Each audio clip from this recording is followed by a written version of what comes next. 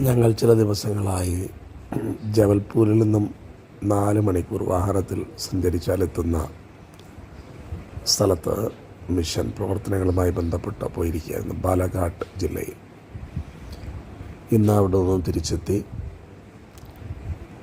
ഖാന national park അവിടെയാണ്. Tiger. ഞങ്ങളെ കൊണ്ടുവരുവാൻ വേണ്ടി വന്ന കൂട്ടുകാർ അവരുടെ യാത്രയിൽ കടുവയെ കണ്ടു.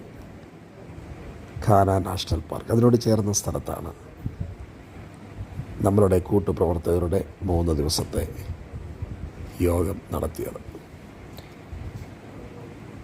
തിരിച്ചു വരുമ്പോൾ ഇന്ത്യൻ കോഫി ഹൗസ് കണ്ടു.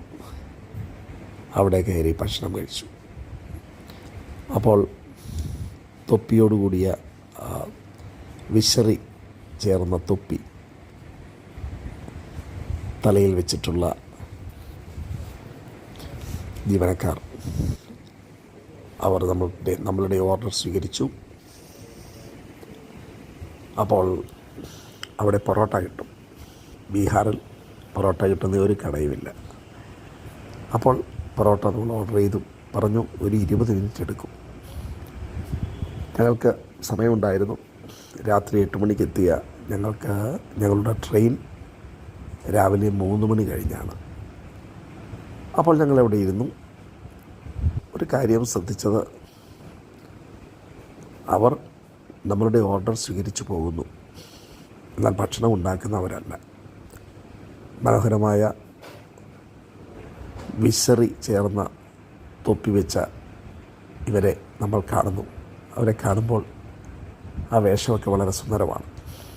എന്നാൽ അകത്ത് ഭക്ഷണം ഉണ്ടാക്കുന്നവർ വേറെയാണ്. അവരെ നമ്മൾ കാണുന്നില്ല.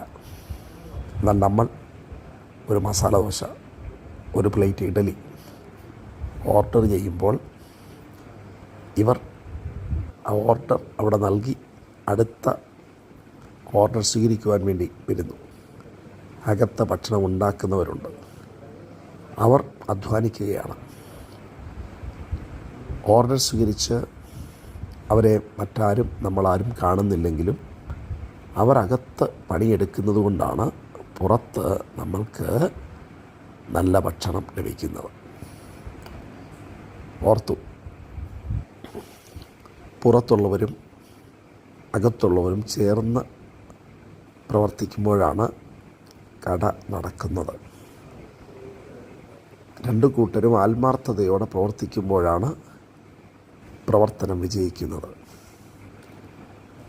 കാണുന്നവരും കാണാത്തവരും 2 കൂട്ടരും ഒരുപോലെ പ്രവർത്തിക്കുമ്പോൾ, ചേർന്ന് പ്രവർത്തിക്കുമ്പോൾ വിജയം ഉണ്ടാകും. ഞങ്ങൾ സുവിശേഷകരാണ്.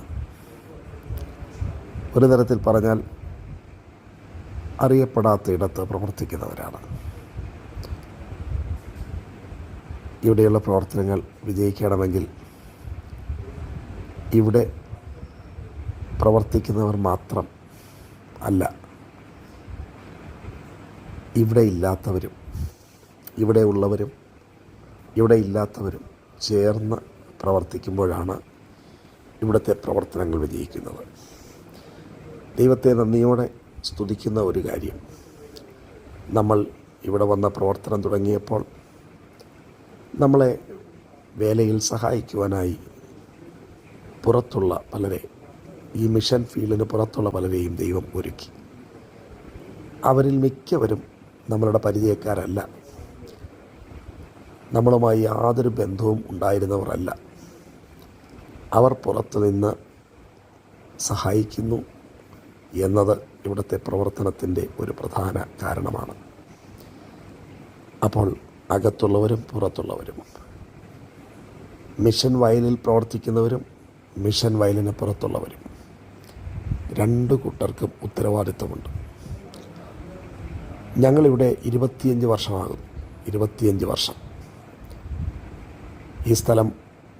ഈ സ്ഥലത്ത് നിന്ന് പോകരുതെന്ന് പറയുവാൻ ആരും ഇല്ല. ഇവിടെ പിടിച്ചു നിർത്തുന്ന ലോകപ്രകാരമുള്ള ഒരു കാരണവുമില്ല. പ്രീതി ഇപ്പോൾ ജോലി ചെയ്യുന്നത് ഇവിടെ നിന്ന് 350 കിലോമീറ്റർ ദൂരെയാണ്.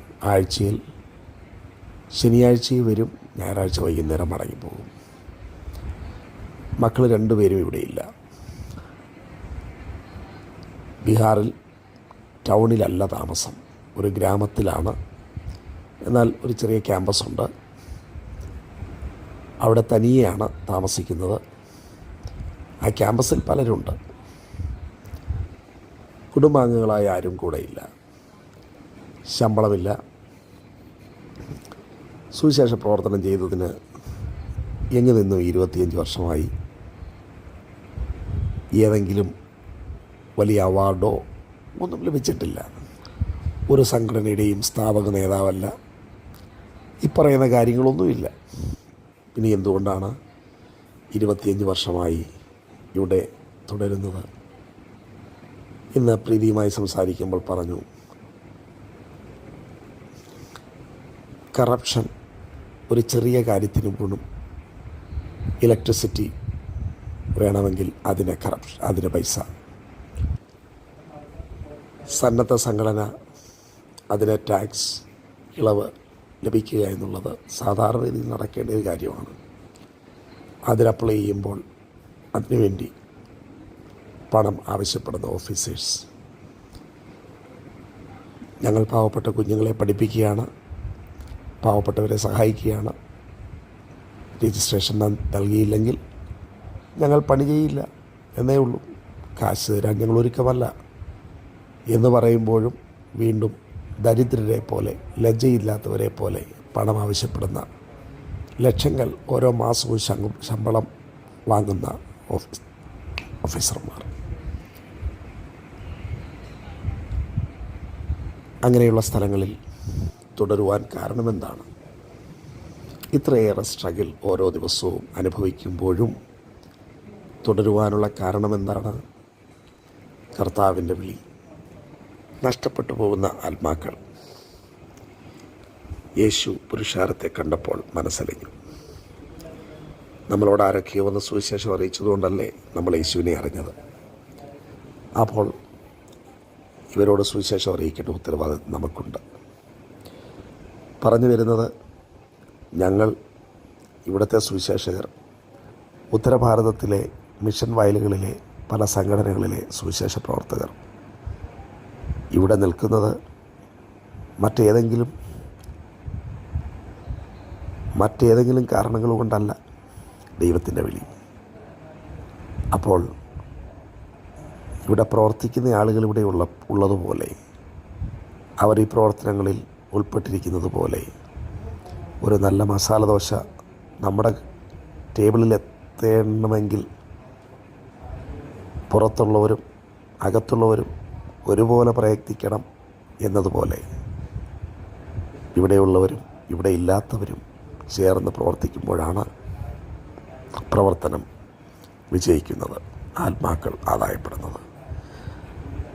എന്ന് പറഞ്ഞാൽ നമ്മൾ മിഷൻ പ്രവർത്തനത്തിൻ്റെ ഭാഗമാകണം. മിഷണറിമാർ എന്ന് പറഞ്ഞാൽ sent to a place where church is not established. സഭയില്ലാത്തൊരു സ്ഥലത്തേക്ക് പോകുകയാണ് മിഷണറിമാർ. അവിടെ അവരെ സഹായിപ്പാൻ ആരുമില്ല, അവിടെ അവർക്ക് കൂട്ടായ്മ കൊടുപ്പാൻ ആരുമില്ല. അപ്പോൾ നമ്മൾ എന്താണ് ചെയ്യേണ്ടത്? അങ്ങനെയുള്ളവരെ ഓർത്ത് പ്രാർത്ഥിക്കണം, അങ്ങനെയുള്ളവരെ പോയി കാണണം, അവരോടൊപ്പം ചില ദിവസങ്ങൾ ചിലവഴിക്കണം, അവിടെയുള്ള കാര്യങ്ങൾ അറിയണം. അപ്പോൾ ദൈവം ഹൃദയത്തിൽ ആഗ്രഹങ്ങൾ നൽകും. എങ്ങനെയാണ് ആ പ്രവർത്തനങ്ങളോട് ചേർന്ന് നിൽക്കേണ്ടത്? ദൈവം പറയുന്നത് ചെയ്യണം. മിഷണറിമാർ, അവർക്ക് കുഞ്ഞുങ്ങളുണ്ട്, അവർക്ക് താമസിക്കുവാൻ ഭവനം വേണം, അങ്ങനെ പല കാര്യങ്ങൾ. നമ്മൾ കണ്ട ഒരു കാര്യം, ഈ കാര്യങ്ങളൊക്കെ ദൈവമാണ് നടത്തുന്നത്. ദൈവം നടത്തി. ഞങ്ങളുടെ കാര്യത്തിൽ ഇതുവരെയും ആരോടും ആവശ്യപ്പെടാതെ തന്നെ ദൈവമക്കളിലൂടെ ഈ കാര്യങ്ങൾ ഇന്നുവരെയും നടത്തി. അത് ദൈവം നടത്തും. എന്നാൽ വിശ്വാസികളായ നമ്മൾ ഓർക്കേണ്ട കാര്യം, ദൈവദാസന്മാർ ഉത്തരഭാരതത്തിൽ ബീഹാറും ഒറീസയും അരുണാചൽ പ്രദേശും ആസാമും ഉത്തർപ്രദേശും പോലെയുള്ള സ്ഥലങ്ങളിൽ പ്രവർത്തിക്കുമ്പോൾ, അവർ അവിടെ പ്രവർത്തിക്കുമ്പോൾ തന്നെ അവരുടെ പിന്നിൽ അവരെ പ്രാർത്ഥനയിൽ വഹിക്കുന്നവരുണ്ടാകണം. അവരെ സഹായിക്കുന്നവരുണ്ടാകണം, അവരോട് ചേർന്ന് പ്രവർത്തിക്കുന്നവരുണ്ടാകണം. അപ്പോഴാണ് പ്രവർത്തനം വിജയിക്കുന്നത്. ഇന്ത്യൻ കോഫി ഹൗസിൽ പോയി ഭക്ഷണം കഴിച്ചപ്പോൾ ഉണ്ടായ ഒരു ചിന്തയാണ്. പക്ഷേ അത് സത്യമായൊരു കാര്യമാണ്. നമുക്ക് അത് പ്രാവർത്തികമാക്കാം. God bless you.